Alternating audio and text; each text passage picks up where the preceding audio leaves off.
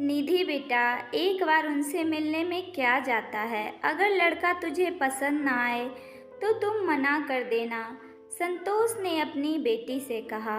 निधि, no पापा, मैं अभी शादी नहीं करूँगी। तो कब करेगी? जब तेरे मुंह में दांत और पेट में आते नहीं रहेंगी तब करेगी शादी। 30 साल की हो गई तू, अब कोई बच्ची नहीं रही, समझी? 22 साल तक हमारे खानदान की सारी लड़कियों की शादी कर दी गई थी। निधि की बुआ ने गुस्से में कहा। तब निधि ने उत्तर दिया, जानती हूँ बुआ, इसलिए कह रही हूँ, लेकिन शायद आप नहीं जानती, सब में और मुझ में बहुत फ़र्क है। निधि, ये क्या तरीका है बड़ों से बात करने का? बड़ों से ऐसे बात करते हैं? हम सब तुम्हारे भले के लिए ही तो कह रहे हैं। आखिर कब करेगी शादी? निधि के बड़े भाई ने कहा। तभी सबके बीच दबी आवाज़ में उसकी माँ उमा ने कहा, अभी क्यों नहीं करनी शादी? जब तक तुम कुछ बोलोगी नहीं, सबको पता कैसे चलेगी कि आखिर तुम चाहती क्या हो? माँ प्लीज़, अब आप बीच में मत बोलिएगा, मुझे नहीं सुनना किसी का प्रवचन। निधि ने अपनी माँ से कहा और गुस्से में पैर पटकते हुए सबके बीच से हॉल से उठकर अपने कमरे में चली गई।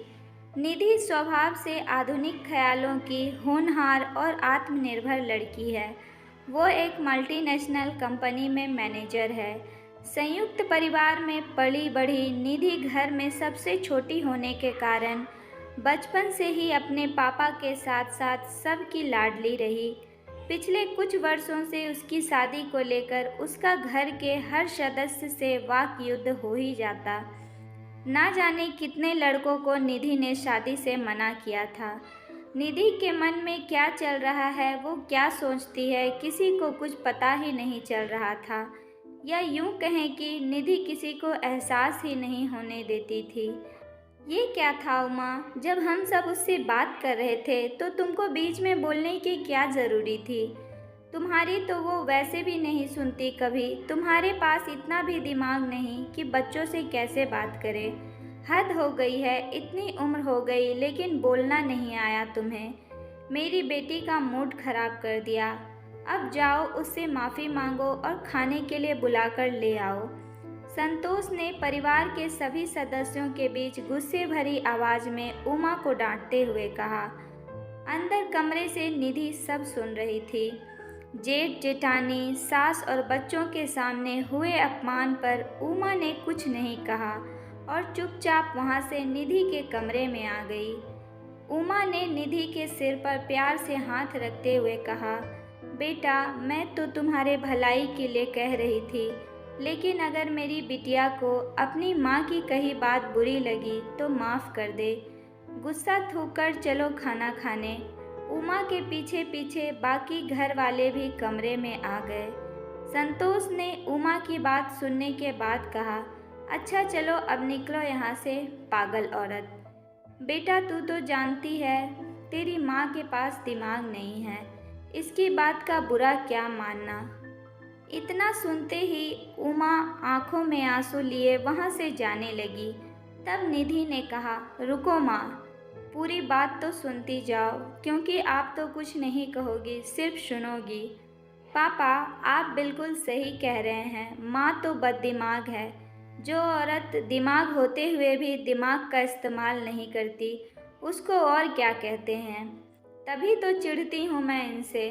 जब से होश संभाला है सबको यही कहते सुना है, औरतों के पास दिमाग नहीं होता।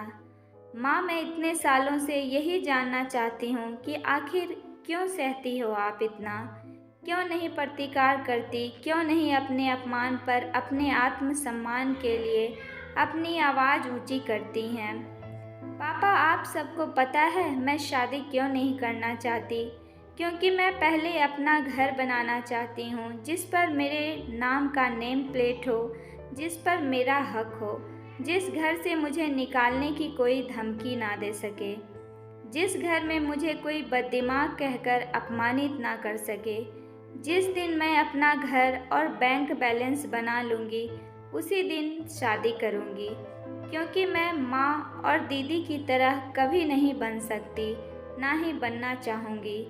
कैसे जीजा जी ने दीदी को मार पीट कर गुस्से से यहाँ भेज दिया, ये कहते हुए कि वो उनका घर नहीं है। कोई मुझे गुस्से में अपने बाप के घर जाने को कहे, मैं खुद को लाचार या बेचारी महसूस नहीं करा सकती। मेरे लिए मेरे जीवन में परिवार की खुशी के साथ साथ मेरी खुशी भी मुझे उतनी ही प्यारी है। निधि ने उमा का हाथ पकड़ते हुए कहा, माँ, आप इस दुनिया की सबसे अच्छी माँ, एक बहू और पत्नी हो, लेकिन आप खुद के लिए कभी कुछ नहीं कर पाई।